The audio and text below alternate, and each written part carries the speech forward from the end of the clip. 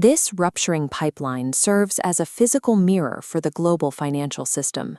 The geopolitical chaos is the result of a deliberate demolition of a 50-year-old economic structure, clearing the way for a system-wide digital migration. This photograph captures the architects of the 1970s petrodollar agreement. The logic was simple. The United States provided military protection in the Middle East, and in exchange, oil was sold for dollars, which those nations then used to finance the U.S. government by buying treasury bonds. Modern asymmetric warfare has rendered that defense model bankrupt. The cost of maintaining physical security in these trade routes now far exceeds the financial return of the bond purchases. Look at the volume of mass-produced drones in this warehouse. These units cost between $35,000 and $50,000 to manufacture.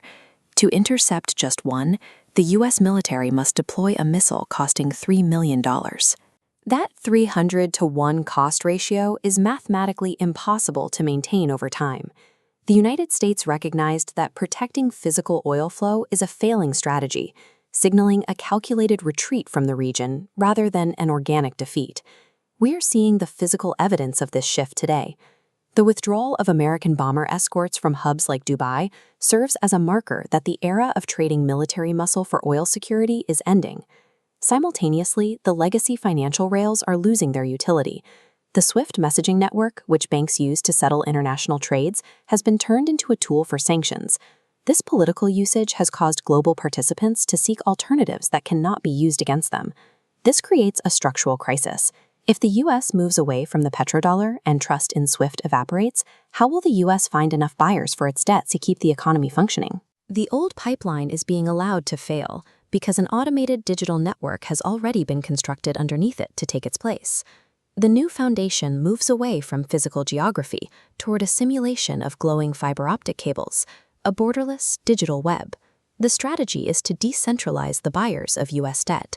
Instead of relying on a few large states like Japan or China to buy bonds, the U.S. is moving that debt onto a digital ledger where it can be held in small amounts by millions of global users. As these national pillars fall, we see them replaced by thousands of small nodes. These nodes represent stablecoins and tokenized assets. Because these digital assets are backed by treasury bonds, every transaction on this network indirectly finances the U.S. government, creating a distributed funding model that no single state can disrupt. This pivot moves American global influence away from expensive military deployments and into a state of permanent digital financial reliance. This diagram illustrates the 1980s standard of T+5 settlement, a framework often discussed by Paul Atkins of the SEC. That 5-day wait between delivery and payment represents counterparty risk, the chance the other party defaults before the money arrives. High-speed markets can no longer afford that risk, requiring a transition to T+0, or immediate settlement. On a blockchain, the two halves of a trade snap together instantly, removing the waiting period. This is atomic settlement. The delivery and the payment are fused into a single transaction. Since both happen at once, the risk symbols vanish, and the trade is finalized the second it is executed. Operating a T+0 system globally requires a settlement track that functions independently of political borders and the legacy SWIFT network. This is where the XRP ledger enters. It functions as an X asset, a neutral bridge currency that is not issued by any government. Because it has no central bank owner, it can settle trades between two different countries without either side having to trust the other's political currency. The digital plumbing for this new arrangement is already active, installed across global banks, and waiting for a catalyst to shift the traffic.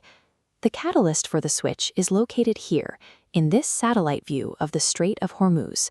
While often called an oil choke point, it is actually the primary vulnerability for the world's physical supply chain. A blockade in this narrow passage impacts more than just fuel prices.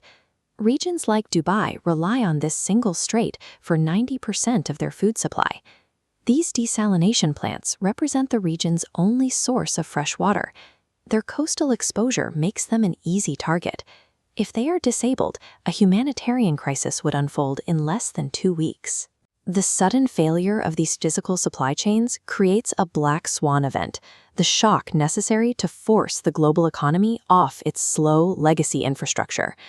During a severe military escalation or cyber attack, we expect a freezing event. This is where the old financial rails simply stop moving. Central banks will find themselves unable to function using traditional liquidity tools, which are too slow to react to a sudden global halt. At that moment, central banks will move the lever on the big switch, routing all global liquidity through the pre-built T+0 digital networks. To move trillions of dollars between countries when the old banks are frozen, the system requires a neutral intermediary. If Central Bank A doesn't trust Central Bank B, they settle through XRP, the bridge asset. Because this bridge is the only path left open and every transaction requires XRP as gas and collateral, the surge in demand against a fixed supply creates a massive supply shock. Precise. The demolition of the old order is the prerequisite for this digital switch. The wars we see today are the painful transition into a hyper-efficient financial future.